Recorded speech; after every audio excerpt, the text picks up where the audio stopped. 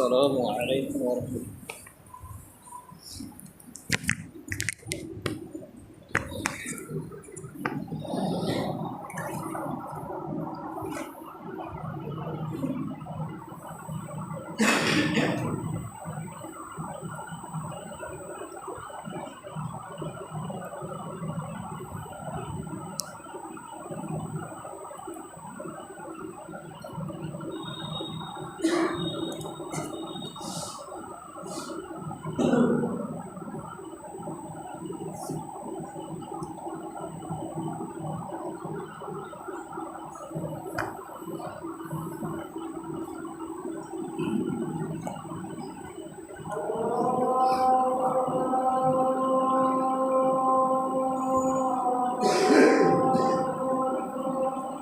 الله أكبر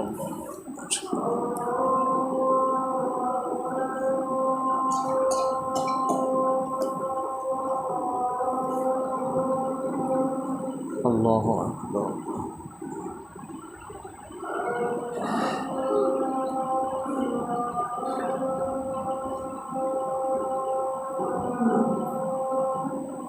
أشهد أن لا إله إلا الله.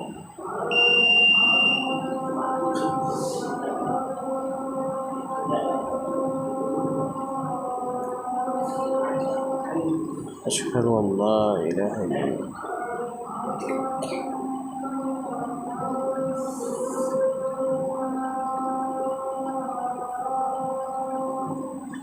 أشهد أن محمدا رسول الله.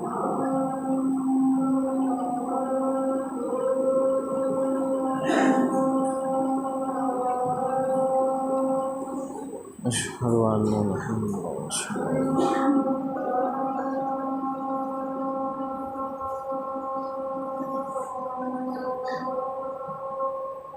لا حول ولا قوة.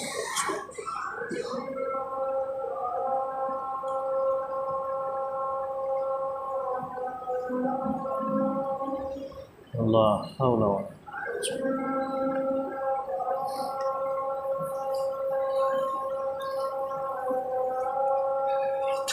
لا حول ولا قوة.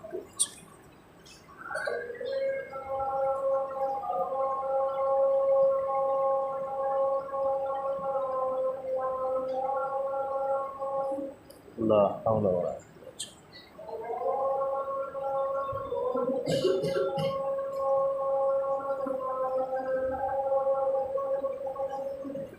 الله أكبر.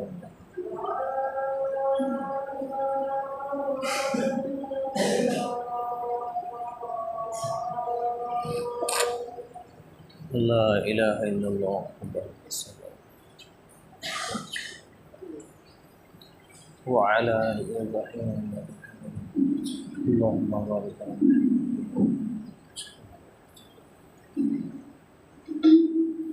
اللهم رب هذه الجنة وأشهد مكانا محمدا إلا سويته.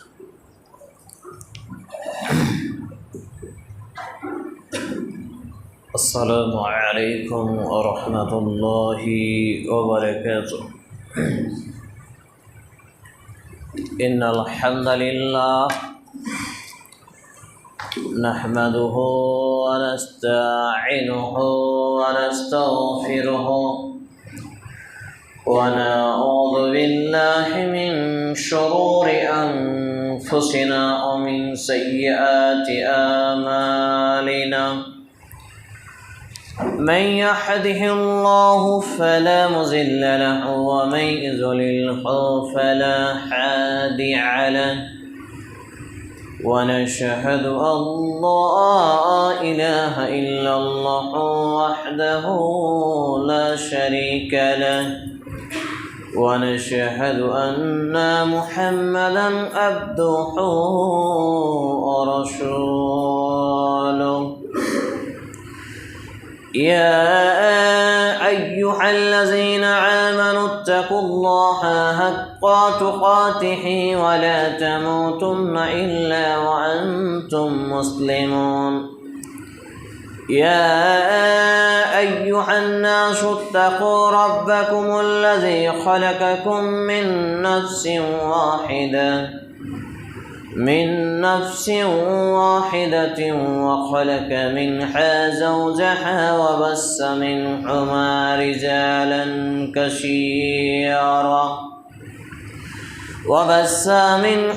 رجالا كثيرا ونساء واتقوا الله الذي تساءلون به والأرحام إن الله كان عليكم رقيبا يا أيها الذين آمنوا اتقوا الله وقولوا قولا سديدا يصلح لكم أعمالكم ويغفر لكم ذنوبكم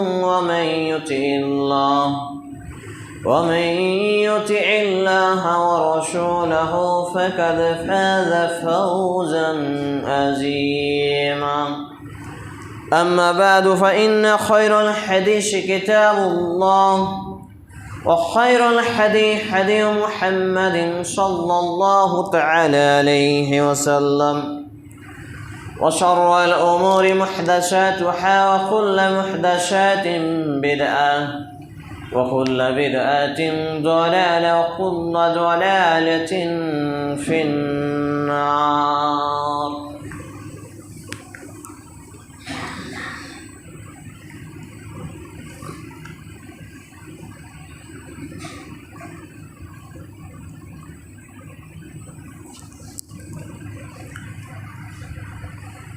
الحمد لله رب العالمين والصلاة والسلام على رسوله الكريم وعلى آله وأصحابه أجمعين أما بعد قال الله تعالى في كلامه المجيد والفرقانه الحميد أعوذ بالله السميع العليم من الشيطان الرجيم وأطيعوا الله ورسوله لعلكم ترحمون الآية وقال الله تعالى يا أيها الذين آمنوا أطيعوا الله وأطيعوا الرسول أولي الأمر منكم فإن تنازعتم في شيء فردوه إلى الله ورسوله إن كنتم تؤمنون بالله الآية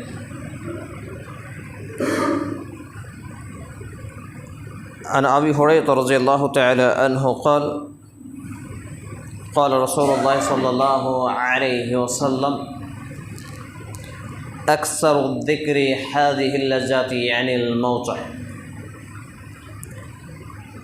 رواه ابن ماجه بسند صحيح رب اشرح لي صدري ويسر لي أمري واحلل عقدة من لساني يفقهوا قولي رب أبشر ولا تؤشر وتمم بالخير رب زدني علما رب زدني علما رب زدني علما যাবতীয় প্রশংসা গুণগান গুণকীর্তন হামদুসান একমাত্র আল্লাহ রাব্বুল আলামিনের নিমিত্ত যিনি এক ও একক ওয়াহদাহু লা শারীক খালিক এবং মালিক যে আল্লাহ রাব্বুল ইজ্জাতের প্রশংসার ধারা শেষ করা অসম্ভব তারই প্রশংসা করত আন্তরিকতার সাথে পুরুষ হিসেবে উচ্চস্বরে পাঠ করিয়াছেন আমরা বলি ফেলি আলহামদুলিল্লাহ অতঃপর অসংখ্য দরুদ ও সালাম শান্তির ধারা বিবর্ষিত হোক আখিরি নবীন নবী রাহমাতুল লিল আলামিন মা আমিনার লাল মরুদুলাল মুহাত্তা মহাপুরুষ মুহাম্মাদুর রাসূলুল্লাহ সাল্লাল্লাহু আলাইহি ওয়াসাল্লামের প্রতি আমরা বলি আল্লাহুম্মা সাল্লি আলাইহি আল্লাহুম্মা বারিক আলাইহি সাল্লাল্লাহু তাআলা আলাইহি ওয়াসাল্লাম আনা তুআরিবুল ইলম আমি একজন ইসলামের নগণ্য ছাত্র হিসেবে আজকে জুমার খুতবার মওজু আলোচনার বিষয় হলো পরকালের ব্যাংক ব্যালেন্স প্রস্তুত রেখেছি তো।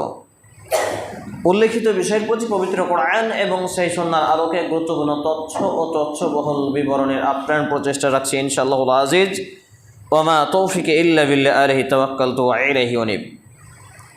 3 জুলাই শুক্রবার 2026 ইংরেজি 17 মুহররম 1448 হিজরি এবং 19 আষাঢ় 1433 বঙ্গাব্দতে আমরা এখন অবস্থান করছি।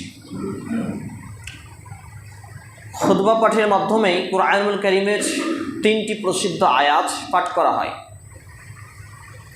তার মধ্যে প্রথম যে আয়াতটি পাঠ করা হয় সে আয়াতটির দিকেই ফার্স্ট দৃষ্টিপাত করব, যেটি আমিও পাঠ করেছি।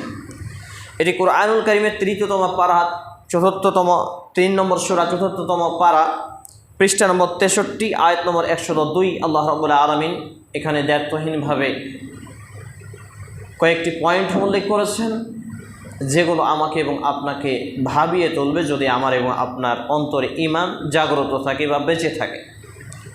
আলোচনা শুরু করার আগে আপনাদের প্রতি অনুরোধ থাকবে যে হাঁটু গেড়ে যারা বসে আছেন হাঁটু ছেড়ে দেবেন, হেলান ছেড়ে দেবেন, ঠেস দেওয়া ছেড়ে দেবেন। হাঁটু গেড়ে বসা, ঠেস দিয়ে বসা, হেলান দিয়ে বসা এটা সুন্নাহ বিরোধী কাজ, বিশেষ করে জুমার দিনে এবং মসজিদে। আল্লাহ তাআলা বলছেন, ইয়া আইয়ুহাল্লাযীনা আমানুত্তাকুল্লাহা হাক্কা তুকাতিহি ওয়া লা তামুতুন্না ইল্লা ওয়া আনতুম মুসলিমুন। সূরা আল ইমরান 3 নম্বর সূরা, চতুর্থতম পারা, 63 নম্বর পৃষ্ঠা, আয়াত নম্বর 102। ঈমানদারদেরকে ট্যাগ করে, মার্ক করে, সিলেক্ট করে, ডাক দিয়ে সম্বোধন করে আল্লাহ রাব্বুল ইজ্জত তিনি বলছেন, হে ঈমানওয়ালারা, তোমরা আল্লাহ রাব্বুল আলামিনকে ভয় করো। হাক্কা তুকাতিহি, যথাযথ ভয়, সত্য সত্য ভয়, মিছে মিছে ভয় নয়। এবং ওয়ালা তামুতুন্না ইল্লা ওয়া আনতুম মুসলিমুন, মুসলমান না হওয়া পর্যন্ত যেন তোমাদের মৃত্যু না চলে আসে, মানে মৃত্যুর আগে আগে নিজেকে মুসলমান বানিয়ে ফেলো। আল্লাহু আকবার। প্রথম কথা ঈমানদারকে ডাক দেওয়া, দ্বিতীয় কথা সত্য সত্য আল্লাহ ভীতি অর্জন করা, আল্লাহকে ভয় করা, এবং তৃতীয় কথা সেটা হচ্ছে যে প্রকৃত অর্থে মৃত্যুর আগেই মুসলমান হওয়া। আমরা দেখতে পাই সূরা মুনাফিকুন 63 নম্বর সূরা 9 থেকে 11 নম্বর আয়াতগুলো যখন আমরা পড়ব, আল্লাহ তাআলা সেখানে জানিয়েছেন যে মৃত্যুর সময় যখন ঘনিয়ে আসবে, মালাকুল মউতের ভয়ঙ্কর রূপ দেখে মানুষ বলবে যে আল্লাহ আমাকে আরও কিছু সময় অবকাশ দেন, কিছু সময় বাঁচিয়ে রাখেন, এতে কি করব, আমি আপনার পথে সাদাকা করে দেব, যা আছে আমার ধনসম্পদ সব কিছুকে বিলিয়ে দেব, আর ভালো কাজ করব, আমলে সলে করব, নেকির কাজ করব, কিন্তু সেই সময় কোনো অবকাশ দেওয়া হবে না। তাহলে আল্লাহ রাব্বুল আলামিন বলছেন যে লোক দেখানো নয়, মিছেমিছি নয়, জেনুইন অথেন্টিকভাবে একবারে সম্পূর্ণ যথাযথ সত্য সত্যই হাক্কা চূড়ান্ত সত্যভাবে তোমরা আল্লাহ ভীতি অর্জন করো, অর্থাৎ আল্লাহকে ভয় করো, ইত্তাকুল্লাহ, আর মুসলমান না হয়ে মৃত্যুবরণ করো না। এখানে পয়েন্ট 3টি ভাবনার বিষয়, যে আমরা যারা দাবি করি যে কোনোরকমভাবে আমরা মুসলমান, কোনোরকমভাবে জমা আদায় করি, কোনোরকমভাবে নামাজ আদায় করি, আর এইভাবে আমরা জীবনকে পরিচালনা করি, কিন্তু আমাদের পরকালীন ব্যাংক ব্যালেন্স, পরকালীন অ্যাকাউন্টে আমাদের পাথেয়, আমাদের উপার্জন, আমাদের উপার্জিত নেকি সঞ্চয় হচ্ছে কিনা, জমা পড়ছে কিনা, নাকি বিচারের মাঠে শূন্য শূন্য শূন্যর খাতায় চলে যাবে, এ নিয়ে আমাদের চিন্তা টেন্ডেন্সি কতটা একটু হলেও এই আলোচনার মধ্যে ফুটিয়ে তুলবো ইনশাআল্লাহ তাআলা। মনে করুন একটা বালতিতে আপনি পানি ধরবেন, তো পানি ধরার জন্য শুধু বালতিটাই শর্ত নয়, বালতিটা ছিদ্র মুক্ত যাতে হয়। যদি বালতিটা ফাটা ফুটি ছিদ্র থাকে তাহলে পানিগুলো পড়ে যাবে। তাহলে একটা বালতি, শুধু বালতি কিনলাম কিন্তু বালতির ফুটা দেখলাম না, ছিদ্র দেখলাম না, ফাটা দেখলাম না, এই বালতিটার যেমন মূল্যহীন, যদি বালতিটা ফুটো থাকে পানি পড়ে যাবে, পানি স্টক হবে না। একই রকমভাবে আমি যত বড় নামাজি হই, হাজি গাজি পাজি মুসলমানের বাচ্চা হই না কেন, যদি আমার ইনকোয়ারি না থাকে কোরআন এবং সুন্নাহ দিয়ে, কিতাব ও সুন্নাহ দিয়ে, কিতাবুল্লাহ আল্লাহ তাআলার কিতাব কোরআনুল কারীম ও সুন্নতে রাসূলুল্লাহ সাল্লাল্লাহু আলাইহি সাল্লামের সহিহ হাদিস দিয়ে যদি আমরা এটাকে ভেরিফাই না করি, এটাকে আইডেন্টিফাই না করি, এটাকে যাচাই না করি, এবং যাচাই না করে যা ইচ্ছা করলাম, খেলাম, দিলাম, উঠলাম, বসলাম, আদান প্রদান করলাম, আর ভাবলাম যে বেলাসে যে আল্লাহ তো ক্ষমাশীল রহমতওয়ালা, আমাকে আপনাকে জান্নাত দিয়ে দেবেন, কাল্লা, কখনো নয়, এটা হতেই পারে না। এটা আমাদের নেক্সট সুরতে শয়তানের ধোঁকা মাত্র, এটা কোনো দিন হবে না। সম্মানিত উপস্থিতি ভাই এবং বন্ধুগণ, তাহলে কোরআন এবং সুন্নাহ দিয়ে যাচাই করতে হবে আমার ঈমান, আমার আকীদা, আমার আমল এবং আমার এই পথে চলার গতি, ইখলাস। তাহলে এইগুলোর মাপকাঠি the first most important topic and subject হিসেবে যেটা ছিল সেটা ছিল ইকরা বিসমি রাব্বিকাল্লাযী খালাক, সূরা আল আলাক 96 নম্বর সূরা 30তম পারা 603 নম্বর পৃষ্ঠা আয়াত নম্বর 1। তাহলে আল্লাহ রাব্বুল আলামিন প্রথম যে শব্দটা নাজিল করেছিলেন, আমার ব্যাংক ব্যালেন্স অ্যাকাউন্ট পরকালের সঞ্চয় হচ্ছে কিনা এটার জন্য আমাকে যেটা করতে হবে সেটা হচ্ছে স্টাডি করতে হবে, পড়াশোনা করতে হবে, কিতাব ও সুন্নাহ পড়াশোনা করতে হবে, কোরআন পড়তে হবে, হাদিস পড়তে হবে, কোরআনের অনুবাদ করতে হবে, হাদিসের অনুবাদ করতে হবে, এবং কোরআন এবং হাদিস ভিত্তিক যেগুলো অথেন্টিক ইসলামী সাহিত্য রয়েছে, সঠিক আকীদা এবং মানহাজের নিরিখে লেখকদের বই, ইসলামী সাহিত্যগুলো চর্চা করতে হবে, পড়াশোনা করতে হবে, গবেষণা করতে হবে। আমরা মনে করি যে খাই পায়খানা করি ঘুমাই জীবন কেটে যায়, বেলা শেষে মৃত্যু চলে আসে, ইমাম সাহেব জানা যায় দোয়া পড়িয়ে দেয়, সম্মিলিত দোয়া করে দেয়, আর কি বলছে গোসল পানি দিয়ে সুন্দর কাফনে আমাকে কবরে রেখে চলে আসলো, বাস শেষ। সের নাম কোনো জীবন নয়, এটা মূল্যহীন জীবন। ওই ফোঁটা বালতির যেমন কোনো প্রয়োজন নেই পানি ভরার জন্য, একই রকমভাবে আমার এবং আপনার পরকালের নেকি সঞ্চয় করার জন্য এরকম জিন্দেগির, এরকম জীবনের কোনো মূল্য ইসলামের কাছে, আল্লাহ এবং তার রসুলের কাছে কোনো মূল্য নেই। অতএব আমাকে কি করতে হবে, আপনাকে কি করতে হবে? সত্য সত্যই আল্লাহ ভীতি অর্জন করতে হবে। সত্য সত্য যখন আমরা আল্লাহ ভীতি অর্জন করব, আমি যখন সামনে একটা পা বাড়াচ্ছি, এই পাটা ন্যায়ের পথে নাকি অন্যায়ের পথে আমাকে ভাবাবে। কখন ভাবাবে? যখন আমি এই কোরআনুল কারীমের এই আয়াতকে বাস্তবায়ন করব, ইকরা বিসমি রাব্বিকাল্লাযী খালাক, পড়া, এডুকেশন, এডুকাডুম, এডুকেয়ার ইত্যাদি বিভিন্ন যে বিষয়গুলো। আর মুসলিম জীবনে শিক্ষা ফরজ, একাধিকবার বলেছি, একাধিক জায়গায় বলেছি, আপনাদের এখানেও বলেছি যে তাআলাবুল ইলমি ফারিজাতুন আলা কুল্লি মুসলিম। সুনান ইবনে মাজাহ গ্রন্থে 224, মিসকাতুল মাসাবিহ গ্রন্থে 218, সহিহ জামে সগীর গ্রন্থে হাদিস নম্বর 3913 নম্বর এই হাদিসটি বর্ণিত হয়েছে। তাহলে প্রথম মুসলমান জীবনের শিক্ষা এটা আমাকে আপনাকে অর্জন করতে হবে। দ্বিতীয় হচ্ছে ইকামে সালাত কায়েম করতে হবে। এই বালতিটা যেমন কিনলাম, এটা হচ্ছে ঈমান, এটা ঈমান। ঈমানটা কি? লা ইলাহা ইল্লাল্লাহ, আমি সাক্ষ্য দিচ্ছি আল্লাহ ছাড়া সত্য কোনো ইলাহ উপাস্য নেই, ওয়া আন্না মুহাম্মাদুর রাসূলুল্লাহ, এবং আমি আরও সাক্ষ্য দিচ্ছি নবী মুহাম্মদুর রাসূল সাল্লাল্লাহু আলাইহি ওয়াসাল্লাম হলেন আল্লাহর প্রেরিত বান্দা, নবী এবং রাসূল সাল্লাল্লাহু আলাইহি ওয়াসাল্লাম। যখন আমি বলবো বা খতিব বলবেন বা ইমাম বলবেন আর আপনারা শুনবেন, তখন পুরুষ হিসেবে উচ্চস্বরে বলে মসজিদ যাতে গুনগুন করে, এতে শয়তান বিরক্ত হবে, পালাবে, আপনার প্রতি 10টি রহমত বর্ষণ করা হবে, আপনার গুনাহ মাফ করা হবে, আল্লাহর কাছে 10টি মর্যাদা বৃদ্ধি করা হবে। সুবহানাল্লাহ। তাহলে এই ছিল মর্যাদা, কিন্তু আমাদের সেই দিকে সেন্স বা জ্ঞান না থাকার ফলে আমরা এইগুলোকে গুলিয়ে ফেলেছি। তাহলে ঈমান হলো বালতি, কিন্তু বালতিটা ফুটা না ছিদ্র না ফাটা না ভাঙা, এটার জন্য জমায়েত করার জন্য, এটা ইনকোয়ারি করার জন্য আমার আপনার যেটা লাগবে সেটা হচ্ছে সালাত। সিলসিলা আহাদিসু সহিহা, হিলে গেল ক্যামেরাটা, ঠিক করো। সিলসিলা আহাদিসু সহিহা হাদিস নাম্বার 1358 ক্রমিক নম্বরে হাদিস বর্ণিত হয়েছে। আল্লামা নাসিরুদ্দিন আলবানী রাহিমাহুল্লাহ হাদিসটিকে লি গায়রিহি সহিহ বলেছেন। তিনি বলছেন যে আবু হুরায়রা রাদিয়াল্লাহু তাআলা আনহু তিনি বলছেন, নবী মুহাম্মদুর রাসূলুল্লাহ সাল্লাল্লাহু আলাইহি ওয়াসাল্লাম তিনি বলেছেন, কিয়ামতের মাঠে বান্দার সর্বপ্রথম যে আমলের হিসাব নেওয়া হবে সেটা হচ্ছে সালাতের, নামাজের।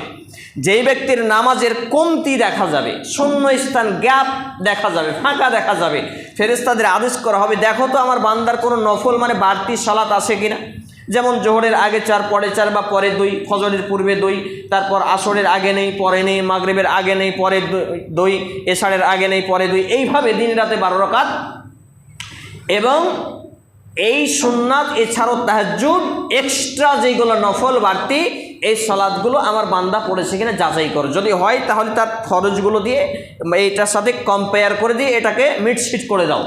কিন্তু যেই ব্যক্তির ধরেন আমার এবং আপনার জীবনে নামাজ ফরজ হয়েছে 8 থেকে 10 বছরে, 8 থেকে 10 বছর, অথচ আমি নামাজ শুরু করলাম 30 বছর বয়সে, বাকি 20 বছরের নামাজ কিভাবে হিসাব দেব? কৈফিয়ত শূন্য স্থান কীভাবে পূরণ করব? এই জন্য নফল, তাহাজ্জুদ এগুলোর অভ্যাসী হওয়া উচিত। দেখা গেলো আমি তওবা করেছি, তওবা আল্লাহর কাছে কবুল হয়নি, দেখা গেলো আমি তওবা করার ঢং হয়নি, তাহলে এইগুলো আমি কিভাবে জ্ঞাপন করব? আল্লাহ রাসূল সাল্লাল্লাহু আলাইহি ওয়াসাল্লাম এই হাদিসে বলছেন, যেই ব্যক্তির নামাজের হিসাবে ত্রুটি থাকবে, মানে নামাজের হিসাব সে সঠিকভাবে দিতে পারবে না, শূন্য স্থান দেখা যাবে, তার আর কোনো আমল আল্লাহর কাছে গ্রহণযোগ্য হবে না। বলি নাউযুবিল্লাহি মিন যালিক। এই হাদিসের ভিত্তিতে আমি বলি, আপনি মনে করুন পৃথিবীর মতো 70টা পৃথিবী দান করলেন, কিন্তু নামাজ পড়লেন না, আপনার নেকি হবে না। তবে দুনিয়াতে হেদায়েত পাবেন, দান করলে বরকত আসবে, বিপদ আপদ থেকে মুক্তি আসবে, কিন্তু কিয়ামতের মাঠে কোনো লাভ নেই। এই জন্য বালতি তো কিনলাম, কিন্তু বালতিটা ফুটা ছিদ্র মুক্ত করার জন্য কি করতে হবে? সালাত কায়েম করতে হবে। ইমানের পাশাপাশি এবং ইমানের বহিঃপ্রকাশ 2 নম্বর স্টেপ হলো, সেটা হচ্ছে সালাত কায়েম করা। এই সালাত বিহীন আমি এবং আপনি কোনো অ্যাকাউন্টে কোনো নেকি জমা করতে পারবো না। এক তাওহীদবাদী যদি না হয়, কালিমায়ে শাহাদাতকে বরণ না করে, ইমান যদি না থাকে, এই ব্যক্তির যেমন কোনো আমল আল্লাহ কবুল করবেন না। বেদিন, বেঈমান, নাস্তিক, মুরতাদ, কাফের, এদের যেমন কোনো নেকি নেই, তেমনি যে ব্যক্তির ইমান নেই এই ব্যক্তির নেকি নেই। দ্বিতীয়ত, যে ব্যক্তির সালাত নেই এই ব্যক্তির ইমান নেই, এটাই প্রমাণ। ইমান তাকে সালাতি নামাজি বানাবে দিনে এবং রাতে 5 ওয়াক্ত। এবার যদি আমার নামাজ ঠিক না থাকে, তাহলে ফুটা বালতির মতো পানি যতই ভরি, বালতি তো আছে কিন্তু কি নেই? পানি স্টক হচ্ছে না, মানে নেকি আমার এবং আপনার পরকালের অ্যাকাউন্টে জমা হচ্ছে না। এই জন্য 5 ওয়াক্ত নামাজ মাস্ট এবং মোস্ট। সম্মানিত উপস্থিতি ভাই এবং বন্ধুগণ, এবারে চলে আসি যে আমি আপনাদের সামনে দ্বিতীয় খুতবার পরে প্রথম দফায় একটি আয়াত পড়েছিলাম, এই আয়াতটির দিকে আল্লাহ তাআলা বলছেন, এটিও সূরা আল ইমরান 3 নম্বর সূরা 4তম পারা 66 নম্বর পৃষ্ঠা, আয়াত নম্বর 132। আল্লাহ তাআলা বলছেন, ওয়া আতিউল্লাহা ওয়া রাসূলা লাআল্লাকুম তুরহামুন। তোমরা আল্লাহর আনুগত্য করো, ইতাআত করো, এবং রাসূল সাল্লাল্লাহু আলাইহি সাল্লামের আনুগত্য করো, ইতাআত করো, যাতে তোমাদের প্রতি রহম করা হয়, রহমত বর্ষণ করা হয়। আল্লাহু আকবার। এখানে আল্লাহ রাব্বুল আলামিন আল্লাহর আনুগত্য এবং রসুলের আনুগত্য বলতে কি বোঝালেন? আনুগত্য সাধারণত আমরা বুঝি যে আমার আব্বা বা আপনার আব্বা আদেশ করলেন, বেটা যাও বাজারে যাও, ঠিক আছে বাজারে গেলাম, বেটা বাজার থেকে চলে আসলাম, এটাকে আনুগত্য বলে। কিন্তু আল্লাহ রাব্বুল আলামিন তো সরাসরি কোনো মানুষকে এইভাবে আদেশ করেন না। তিনি একটা গাইডলাইন দিয়েছেন, জীবন বিধান দিয়েছেন, সংবিধান দিয়েছেন। টোটাল মানব জাতির কল্যাণে একটা সংবিধান দিয়েছেন, যেটা নাজিল, যেটা শুরুআত এখন পর্যন্ত আমাদের কাছে রয়েছে, সেটা হচ্ছে বিসমিল্লাহির বা থেকে নিয়ে মিনাল জিন্নাতি ওয়ান নাসের সিন পর্যন্ত 114টি সূরা, 30টি পারা, 6236 32টি মতান্তরে আয়াত। তাহলে এই আয়াতগুলো থেকে আমাদেরকে জ্ঞান নিতে হবে। কিভাবে জ্ঞান নিতে হবে? যে আল্লাহর আনুগত্য এখান থেকে আমরা বুঝতে পারবো যে এখান থেকে আল্লাহ তাআলা কি কি বিষয়গুলো আদেশ করেছেন। আল্লাহ তাআলা কি কি বিষয়গুলো আদেশ করেছেন? প্রথম আদেশ কি ছিল? পড়তে বলেছেন, পড়াশোনা করতে বলেছেন। তারপরে ইকামিস সালাহ, ইতাইজ যাকাত ওয়াল হজ্জ, সওমে রমাজান, বানাল্লাহু মসজিদ, বিভিন্ন বিষয় তখন আসবে, দান খায়রাত ইত্যাদি। কিন্তু যদি আমরা কোরআনই না পড়ি, কোরআনই পড়তে না জানি, আমরা ইসলামকেই না জানি, তাহলে আমরা কি করে বুঝবো? একটা দুঃখজনক বিষয় আপনাদের ফুটিয়ে ধরি, তাহলে বুঝতে পারবেন। মনে করুন একটা লোক ডাক্তারি শিখেনি, অথচ সে অপারেশন করছে, সার্জেনও নয় এবং কক ডাক্তারও নয়, অথচ কি করছে? অপারেশন করছে। রোগী যাবে? রোগী যাবে না। অথচ আজকে যারা মসজিদ এবং মাদ্রাসা পরিচালনা করছেন, এটা আমার তিক্ত অভিজ্ঞতা, 439টা মসজিদ ঘুরে ঘুরে খুতবা দিয়ে, যেই সব লোকগুলো আল্লাহকে চিনে না, আল্লাহ সম্পর্কে বেসিক বিন্দু মাত্র ইলম নেই, এমনকি অসংখ্য মসজিদে আমি দেখেছি যেই মসজিদের দায়িত্বশীলগুলো কোন দিকে মুখ করে পেশাব পায়খানা করতে হয় এটাও জানে না। এই সব লোকগুলো মসজিদের দায়িত্ব, কমিটি, ক্যাশিয়ার, সেক্রেটারি, সভাপতি, অমুক তমুক। ওই সব মসজিদে যদি ইমাম নির্বাচন করা হয়, তো ইমাম তার মতোই হবে না? বোঝাতে পারছি না। আমি খুতবা দিচ্ছি, তা আমি যদি কাউকে খতিব হিসাবে নির্বাচন করি, তাহলে কম করে তো আমার মতো জ্ঞানের নির্বাচন করতে পারবো। তাহলে আমি যদি মসজিদের কমিটি হই, তাহলে আমার মতো ট্যালেন্টেড, আমার মতো জ্ঞানী ব্যক্তিকে নির্বাচন করতে পারবো। তাহলে ড্রাইভার যদি মাতাল হয়, প্যাসেঞ্জারের অবস্থা কি হবে এটা আমরা বুঝি। ডাক্তার যদি অযোগ্য হয়, রোগীর অবস্থা কি হবে এটা আমরা বুঝি। কিন্তু ইসলামের বেলায়, ইসলামের ক্ষেত্রে, কোরআন এবং হাদিসের জ্ঞান নেওয়ার ক্ষেত্রে, কোরআন এবং হাদিসের পরিচালনার ক্ষেত্রে, মসজিদ মাদ্রাসার ক্ষেত্রে আমরা এত উদাসীন, এত মূর্খ, এত বোকা, বড় বড় শিক্ষিত লোক পর্যন্ত একেবারে মূর্খতার শিখরে বসবাস করে। আর এই জন্যই মুসলমান সমাজে কোরআন একটা জীবন বিধান, এই কোরআন থেকে দূরে। ইসলাম যে মানব জাতির সমস্যার সমাধান, ইসলাম থেকে দূরে। সমস্ত সমস্যার সমাধান রয়েছে ইসলামে, আর সমস্ত সমস্যার সমাধান না নিয়ে মুসলমানরাই সকল সমস্যা হয়ে দাঁড়িয়েছে। এর মুখ্য এবং সূক্ষ্ম কারণ তাদের মধ্যে কোরআন এবং সুন্নাহর বেসিক ইলম এখন পর্যন্ত যায়নি। কোরআন এবং সুন্নাহ সঠিকভাবে সঠিক জায়গা থেকে প্রচার এবং প্রসার হয় না, সঠিকভাবে এর সঠিক দিক নির্দেশনা পায় না। এই জন্যই সম্মানিত উপস্থিতি ভাই এবং বন্ধুগণ, তাহলে আল্লাহর আনুগত্য কিভাবে করতে হবে? আল্লাহ তাআলা কোরআনুল কারীমে কোথায় আদেশ করেছেন সেগুলোকে মেনে নিই। আল্লাহ তাআলা কোথায় কিভাবে কোন কাজগুলোকে নিষেধ করেছেন, ছেড়ে দিয়েছেন। এখন একটা আয়াত, লা তাকরাবুস সালাহ, তোমরা সালাতের কাছেও যেও না। এই আয়াতটা যদি আমি এভাবে ছেড়ে দিই যে তোমরা নামাজের কাছেও যেও না, তাহলে আমার পিঠের চামড়া থাকবে? কেন নামাজের কাছে যেতে নিষেধ করা হলো, কোন অবস্থায় নিষেধ করা হলো, এর শানে নজুল কি, এটা জানার জন্য সঠিক ইমাম, সঠিক আলেম, সঠিক জ্ঞানী ব্যক্তির প্রয়োজন নেই? একই রকমভাবে ওয়ালা তাকরাবুজ জিনা, তোমরা জিনার নিকটবর্তী হইও না। এটা যদি বলি তাহলে ঠিক আছে, কেন জিনা খারাপ জিনিস এটা মানুষ জানে। তাহলে ইসলামকে সর্বাধিকভাবে সূক্ষ্মভাবে মানতে হলে আগে কি করতে হবে? জানতে হবে। তো এই জানার প্ল্যাটফর্মগুলো কোথায়?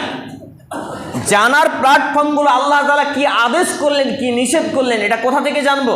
কোরআন থেকে জানবো, হাদিস থেকে জানবো। কিন্তু এই কোরআন এবং হাদিসের বেসিক ইলমগুলো কোথায় পাবো? এই বেসিক ইলমগুলো নেওয়ার জায়গাগুলো কোথায়? শুধু বড় বড় মসজিদ, এসি, মার্বেল, টাইলস, রং, দোতলা, চারতলা, এটাই সফলতা নয়, এটাই আনন্দের বিষয় নয়। বরঞ্চ এইগুলো কিয়ামতের মাঠে আমার এবং আপনার বিরুদ্ধে দাঁড়িয়ে যাবে, অভিশাপ হয়ে দাঁড়াবে, আমার এবং আপনার বিরুদ্ধে ওকালতি করবে। তখন আমি এবং আপনি পরিণতি জাহান্নাম হতে পারে। সম্মানিত উপস্থিতি ভাই এবং বন্ধুগণ, এরপরে দ্বিতীয় দফায়, দ্বিতীয় নম্বরে যে আয়াত পাঠ করেছে, আল্লাহ রাব্বুল আলামিন বলছেন, ইয়া আইয়ুহাল্লাযীনা আমানু আতিউল্লাহ ওয়া আতিউর রাসূলা ওয়া উলিল আমরি মিনকুম ফাইন তানাজ্জাতুম ফি শাইইন ফারুদ্দুহু ইলাল্লাহ ওয়া রাসূল ইন কুনতুম তু'মিনুনা বিল্লাহ। আল্লাহ রাব্বুল আলামিন তারপরে বলছেন সূরা আন-নিসা 4 নম্বর সূরা 5 নম্বর পারা 87 নম্বর পৃষ্ঠা আয়াত নম্বর 59, তিনি এখানে বলছেন, হে ঈমানদারগণ, ঈমানওয়ালারা, তোমরা আল্লাহর আদেশ নির্দেশ মান্যতা করো, রাসূল সাল্লাল্লাহু আলাইহি সাল্লামের আদেশ নির্দেশকে মান্যতা করো, এবং তোমাদের মধ্যে যারা কোরআন এবং সুন্নাহ দিয়ে বিচার করে, আমির বা নেতা রয়েছে বা আলেম রয়েছে, সঠিক কথা বলে, তাদের আনুগত্য করো। এরপরে যদি তোমাদের মধ্যে কোনো বিষয়ে বিবাদ লেগে যায়, ইখতিলাফ লেগে যায়, ঝগড়া লেগে যায়, মনোমালিন্য হয়ে যায়, মত পার্থক্য হয়ে যায়, তাহলে তোমরা সেটাকে কি করবে? ফারুদ্দুহু ইলাল্লাহ ওয়া রাসূল, তোমরা সে কথাটাকে ছুড়ে দাও, ফিরিয়ে দাও আল্লাহ এবং তার রাসূলের দিকে সাল্লাল্লাহু আলাইহি ওয়াসাল্লাম। এটা এজন্য যে তোমরা যদি কিয়ামত দিবসে বিশ্বাসী হয়ে থাকো, আর এটাই হবে তোমাদের জন্য কল্যাণকর, পরিণতির দিক দিয়ে সর্বোত্তম। সম্মানিত উপস্থিতি ভাই এবং বন্ধুগণ, তাহলে আল্লাহ রাব্বুল আলামিনের আনুগত্য করতে হবে। এখন আমাদের সমাজে হাজারো মুসলমান এই অজুহাতে নামাজ পড়ে না, হাজারো মুসলমান এই অজুহাতে ইসলাম মানে না। 5টা মৌলবি 5 রকম বলছে, আমরা কোনটা মানব? এই জন্য ইসলাম মানবে না। কত চালাক দেখছেন! অথচ তার পেটের সমস্যা হয়েছে, একটা ডাক্তার বলছে ইসিজি করতে হবে, একটা বলছে রিপোর্ট করতে হবে, একটা বলছে সার্জারি করতে হবে, একটা বলছে এই ওষুধ খেতে হবে, একটা বলছে সেই ওষুধ খেতে হবে। 5টা ডাক্তার 5 রকম বলছে, এতে তার বলে না যে আমি চিকিৎসা করাবো না, এটা বলে না। তখন বলছে যে ডাক্তার বেশি যোগ্য, যে বেশি অভিজ্ঞ, যে ভালো, তার পরামর্শ নিচ্ছে। কিন্তু ইসলামের ক্ষেত্রে জান্নাত জাহান্নাম কা ম্যাটার है जिसमें, ওই ব্যাপারে তখন বলে না যে আলেম যেটা ভালো, যেটা যোগ্য, যে হক কথা বলে, যে সত্য কথা বলে, তার কথা মানবো, বাকিগুলো ছুড়ে ফেলবো, এই কথা বলে না। আমরা যেইভাবে পরকালের ব্যাংক ব্যালেন্সকে নষ্ট করছি, আমাদের পরিণতি যে কত ভয়ঙ্কর হতে পারে আমরা কখনো কল্পনাও করি না। সম্মানিত উপস্থিতি ভাই এবং বন্ধুগণ, আলোচনার শেষাংশে এসে যে হাদিসটি পাঠ করেছিলাম, ওই হাদিসটি বলেই আলোচনা গুটিয়ে ফেলবো। অনেকগুলো আয়াত পয়েন্ট করে নিয়ে এসেছিলাম, কিন্তু সময় সাপেক্ষে সেগুলো বলার সুযোগ হয়ে ওঠে না। সম্মানিত উপস্থিতি ভাই এবং বন্ধুগণ, যে মেসেজটা দিচ্ছি সেটা হচ্ছে পরকালের ব্যাংক ব্যালেন্স ঠিক করতে হলে আমাকে এবং আপনাকে কখনোই এই কথা মনে করা যাবে না যে 5টা আলেম 5 রকম বলে আমরা কোনটা মানব। এই জন্যই ইসলামে প্রথম শিক্ষাকে ফরজ করা হয়েছে। আমি এবং আপনি যে কোরআন পড়তে জানি না, এটার জন্যই হয়তো বা জাহান্নাম হয়ে যাবে। আমি এবং আপনি যে কোরআন পাঠ করি না, এটার জন্যই হয়তো জাহান্নাম হয়ে যাবে। আমি এবং আপনি যে নামাজ পড়ি না, এটার জন্যই হয়তো জাহান্নাম হয়ে যাবে। আমি এবং আপনি হয়তো মসজিদ মাদ্রাসায় বড় বড় দান করি, কিন্তু শিক্ষা কেন্দ্রে দান করি না। শিক্ষা কেন্দ্র বলতে যেইগুলো পার্সেন্টেজ ছাড়া কাজ করে, কোনো কমিশন নিয়ে কাজ করে না, লিল্লাহিয়াতের জন্য কাজ করে, হতে পারে লাইব্রেরি, হতে পারে দাওয়া সেন্টার, হতে পারে মাদ্রাসা, হতে পারে স্কুল, যেইগুলো একই রকমভাবে ইখলাসের সঙ্গে কাজ করে, এই জায়গাগুলোতে আমরা দান করলে আমাদের মাথা ব্যথা হয়। কিন্তু মসজিদ মাদ্রাসার নামে আমরা দান করাকেই মূলত নেকির কাজ মনে করি। শুনুন, মসজিদ ঝাড়ি দেওয়া, পরিষ্কার করা যতটা নেকি, রাস্তা, আপনার বাড়ির পাশে রাস্তা নোংরা আবর্জনা তুলে ফেলা, পরিষ্কার করা ততটাই নেকি। কিন্তু আমাদের এই সেন্স, এই জ্ঞান কবে জাগ্রত হবে? যখন আমার এবং আপনার মধ্যে কোরআন এবং হাদিসের শিক্ষা অর্জিত হবে। আমার বাড়ির পাশে প্রায় একাধিক জায়গায় গিয়ে দেখছি মানুষগুলো মসজিদকে ধুয়ে মুছে পরিষ্কার করে রাখছে, মাশাআল্লাহ, বারাকাল্লাহ, ভালো কাজ, নেকির কাজ। অথচ মসজিদের দরজা থেকে শুরু করে রাস্তাটা পুরো নোংরা, ময়লা, মাটি, আবর্জনা, কাদা, খিঁচ, পানিতে এত নোংরা, হাঁটা যায় না। তার ওই জায়গাটা পরিষ্কার পরিচ্ছন্ন করা নেকির কাজ নয়? একই রকমভাবে মসজিদে একটা ফ্যান লাগবে, দান করলেন, নেকির কাজ, সাদকায়ে জারিয়া। আপনার বাড়ির পাশে একটা অভাবী লোক আছে, অভাবী লোকটার ফ্যান লাগবে, দুটা আছে, একটা গরমে দিন কাটায়, সেই লোকটাকে একটা ফ্যান দেওয়া, সাদকায়ে জারিয়া। কিন্তু আসল ঘটনা হলো যে আমাদের শুধু মসজিদ মাদ্রাসার উন্নতি শেখানো হয়েছে, মানুষের সহযোগিতা করা যে বড় ইবাদত, এইটা শেখানো হয়নি। কেন? কোরআন এবং হাদিসকে বিকৃতি করা হয়েছে।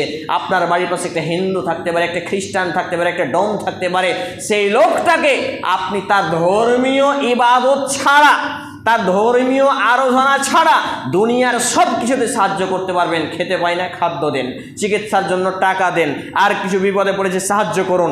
সব কিছু ক্ষেত্রে ইসলাম হচ্ছে মানবিক, আর মানবিক হচ্ছে, মানবতা হচ্ছে ধার্মিকতা। অতএব আমাকে এবং আপনাকে এইগুলো নিতে হবে। আপনার বাড়ি দোতলা, তিনতলা, বাড়ির পাশে আপনার বাড়ির ছাদের পানি পড়ে, বাড়ির পাশে আপনার পায়খানার গন্ধ যায়, আপনার ড্রেন দিয়ে নোংরা যায়, ইটা সেটা করে আপনি মানুষকে কষ্ট দিচ্ছেন। এটা হচ্ছে হাক্কুল ইবাদ, বান্দার হক নষ্ট করছেন। নামাজ, রোজা, হজ, যাকাত করে জান্নাত পাওয়া যাবে না মানুষকে কষ্ট দিয়ে। এইভাবে পরকালের ব্যাংক ব্যালেন্স ঠিক করতে হবে। শুধু আপনি ইমাম সাহেবকে জাগির খাওয়াচ্ছেন, অথচ আপনার মসজিদে একটা ভিখারি এলো, একটা সওয়ালি এলো, একটা মুসাফির এলো, তাকে খাওয়াবেন, এটা নেকির কাজ নয়? আপনার বাড়ির পাশে একটা হিন্দু এসেছে আপনার গ্রামে চাইতে, সে লোকটাকে আপনি জিজ্ঞেস করুন যে আপনি খাদ্য খেয়েছেন? আরে তাই সে যে ধর্মে অনুসরণ করে, সে যা খায় তাকে সে খাদ্য দেন। এইগুলো ইসলামের সৌন্দর্য, পরকালের ব্যাংক ব্যালেন্স অ্যাকাউন্টকে মজবুত করা, এই শিক্ষাগুলো আমাদেরকে নিতে হবে। সম্মানিত উপস্থিতি ভাই এবং বন্ধুগণ, হাদিসটা লাস্ট বলেই আলোচনা শেষ করব। 2-1 মিনিট ওভারটেক হচ্ছে, ক্ষমা প্রার্থী। সেটা হচ্ছে আন আবি হুরায়রা রাদিয়াল্লাহু তাআলা আনহু ক্বালা রাসূলুল্লাহ সাল্লাল্লাহু আলাইহি ওয়াসাল্লাম আকসারুদ যিকরি হাযিহিল লাজ্জাতি ইয়ানিল মাউতা। রাসূল সাল্লাল্লাহু আলাইহি ওয়াসাল্লামের বিশ্ববিখ্যাত সাহাবী আবু হুরায়রা রাদিয়াল্লাহু তাআলা তিনি বলছেন যে রাসূল সাল্লাল্লাহু আলাইহি ওয়াসাল্লাম বলেছেন যে তোমরা অধিক পরিমাণে সেই জিনিসটাকে স্মরণ করো যে দুনিয়ার স্বাদ, আনন্দ, ভোগবিলাসতা, উল্লাসকে নষ্ট করে দেয়। ভালো মন্দ খাওয়া, ভালো মন্দ, ভালো বাড়ি গাড়ি, ড্রেস পোশাক পরা, সব আনন্দকে নষ্ট করে দেয়। সেটা কি? আকসারুদ যিকরি হাযিহিল লাজ্জাতি ইয়ানিল মাউতা, অর্থাৎ মৃত্যুকে। যেই মৃত্যু আমার এবং আপনার জুতার ফিতার থেকেও কাছে। আমি বক্তব্য দিচ্ছি, খুতবা দিচ্ছি, আমার সশরীরে জিন্দা জীবনটা বাড়ি যাবে কিনা কোনো গ্যারান্টি নেই। আপনি বসে খুতবা শুনছেন, আপনি জীবিত বাড়ি যাবেন কিনা কোনো গ্যারান্টি নেই। অতএব আমাকে এবং আপনাকে সব থেকে বেশি মরণকে স্মরণ করতে হবে, আল্লাহমুখী জীবন গঠন করতে হবে, মানুষকে ভালোবাসতে হবে, মানুষকে ক্ষমা করতে হবে, মানুষের পাশে থাকতে হবে, ইসলামের শিক্ষাগার তৈরি করতে হবে, লাইব্রেরি তৈরি করতে হবে, পাঠক তৈরি করতে হবে। আল্লাহ রাব্বুল আলামিন যতগুলো কথা বললাম, সমস্ত কথাগুলো আগে আমাকে, উপস্থিত ভাই এবং বাবা জীবনকে সেই কথাগুলো মেনে চলার তৌফিক নসিব করুন। আমরা আল্লাহুম্মা আমিন। হে আল্লাহ তাআলা আমরা যারা অসুস্থ আমাদেরকে পূর্ণতা সেফায়ে কামিলা আজিলা দিন আমরা বলি আল্লাহুম্মা আমিন। হে আল্লাহ রাব্বুল আলামিন আমরা যারা অভাবী আমাদেরকে অভাবমুক্ত হালাল জীবিকা নির্বাহ করার তৌফিক নসিব করুন আমরা বলি আল্লাহুম্মা আমিন। হে আল্লাহ সুবহানাহু ওয়া তাআলা আমাদের পরকালের অ্যাকাউন্টকে মজবুত করুন, আমাদের জীবনের জানা অজানা প্রকাশ্যে গোপনে ছোট বড় দিনের রাতে সব পাপগুলোকে মাফ করে দিন আমরা বলি আল্লাহুম্মা আমিন। হে আল্লাহ তাআলা আমাদের যারা মুসলমান হয়ে মৃত্যুবরণ করেছে প্রত্যেকের বাপ মা ভাই বোন আত্মীয় স্বজন যে বা যারাই, বিশেষ করে আমার মা আব্বা নানা ও নানি রাহমাহুল্লাহু তাআলা, আল্লাহ তাআলা জানি না তারা কবরের জীবনে কীভাবে আছেন, তাদের জীবনের ভুল ত্রুটি ক্ষমা করুন, তাদের কবরের শান্তির বিছানা বিছিয়ে দিন, তাদেরকে জান্নাতুল ফিরদাউস নসিব করুন আমরা বলি আল্লাহুম্মা আমিন। এ দাবি এ দোয়া এ দরখাস্ত মহান আল্লাহ সুবহানাহু ওয়া তাআলার সামনে রেখে আমরা আমাদের জুমার খুতবা আলোচনা এখানেই চিটাচ্ছি। আল্লাহুম্মা সাল্লি আলা মুহাম্মাদিন ওয়া আলা আলি মুহাম্মাদ কামা সাল্লাইতা আলা ইব্রাহিম ওয়া আলা আলি ইব্রাহিম ইন্নাকা হামিদুম মাজিদ। اللهم بارك على محمد وعلى آل محمد كما باركت على إبراهيم وعلى آل إبراهيم إنك حميد مجيد سبحان ربك رب العزة عما يصفون وسلام على المرسلين وآخر دعوانا الحمد لله رب العالمين والسلام عليكم ورحمة الله. कैमरा स्टैंड चेंज दिए